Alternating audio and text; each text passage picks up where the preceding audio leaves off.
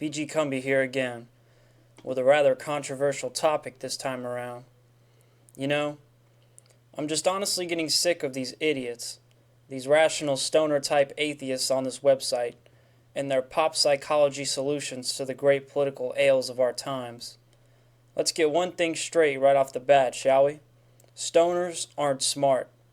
You know, you light up one joint, and then you start quoting John Lennon lyrics, and you think you're all enlightened by your own intelligence because you took one semester of philosophy at your local community college. These people are idiots. Wake up, sheeple. The Amazing Athiest is the worst one.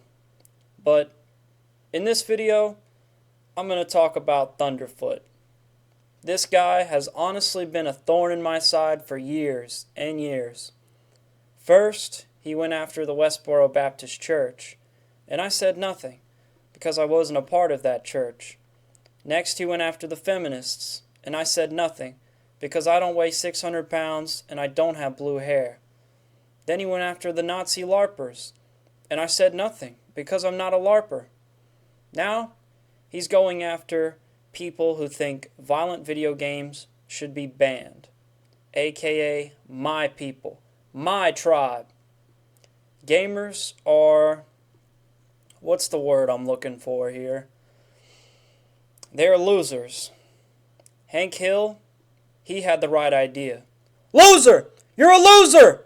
Are you feeling sorry for yourself? Well, you should be, because you are dirt! You make me sick, you big baby! Baby, want a bottle? A big dirt bottle? At the Boggle tournament? Remember that? But yeah. People keep blaming all this violence in our society on guns.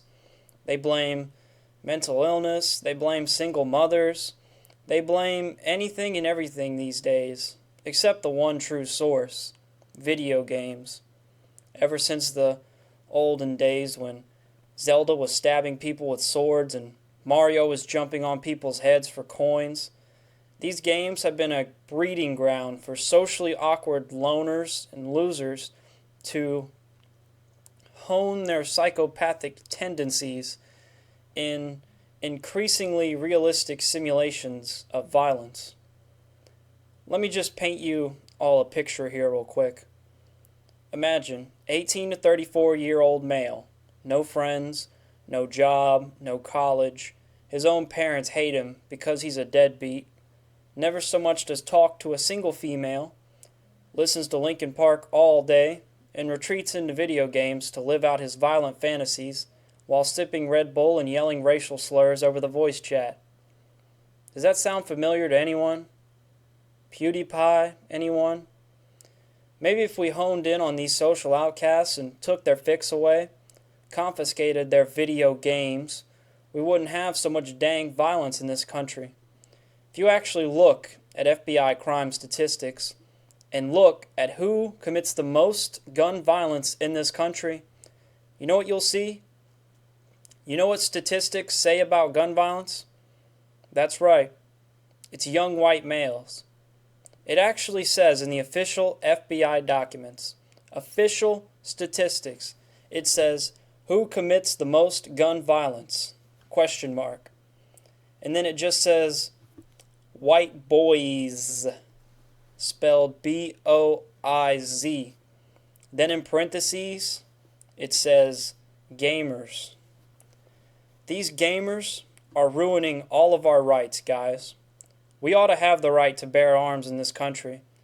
But then some creepy loner, Call of Duty fan goes on a rampage and ruins it for all of us. Now I got my rights taken away by dang Jimmy Kimmel. He cried on TV, guys, and now we just have to do what he says because of that. So, thanks, gamers. Another fine mess you've gotten us into. You made Jimmy Kimmel cry again. Ever since the day that he tricked my parents into eating all my Halloween candy, I promised to protect his smile because I thought that was such a well-executed prank that he earned my respect, comedian to comedian. Let's review the timeline, shall we? 2010, Jimmy Kimmel tells my parents to eat all my Halloween candy. I cry myself to sleep, having fallen victim to another viral prank at my expense. 2013, I get in a karaoke cab with James Corden, belt out single ladies at the top of my lungs, humiliate myself again, and end up on World Star getting laughed at by every welfare recipient in the tri-state area. 2015, Stephen Colbert finds my YouTube channel and takes me to task, gives me a political lampooning that, to this day, I will never ever live down.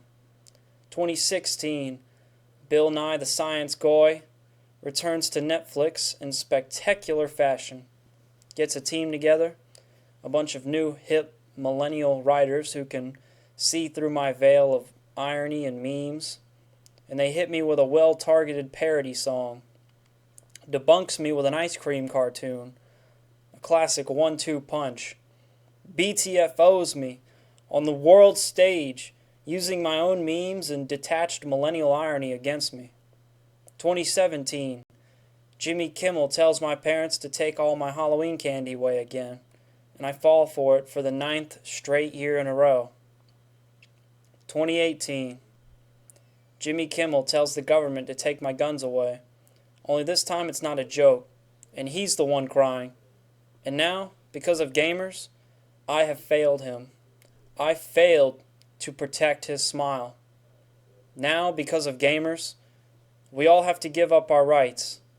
Gamers still get to play their video games, but now us responsible gun owners have to report to our local INGSOC branch and turn in our firearms to late-night TV show hosts. You want sensible gun control? How about you're not allowed to own a video game system and a gun at the same time, alright? I guarantee you gun violence in this country would drop by 99.9%. That's just one man's opinion.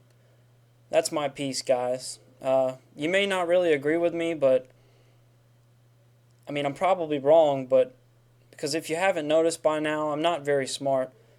I'm not the brightest bulb, honestly, but seriously, whatever I say and do, you're probably better off just doing the exact opposite.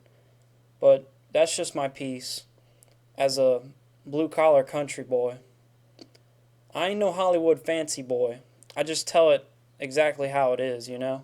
Hank Hill style. Boggle! And that's it. Please donate to my Patreon and subscribe and tell all your friends. Thank you. Goodbye.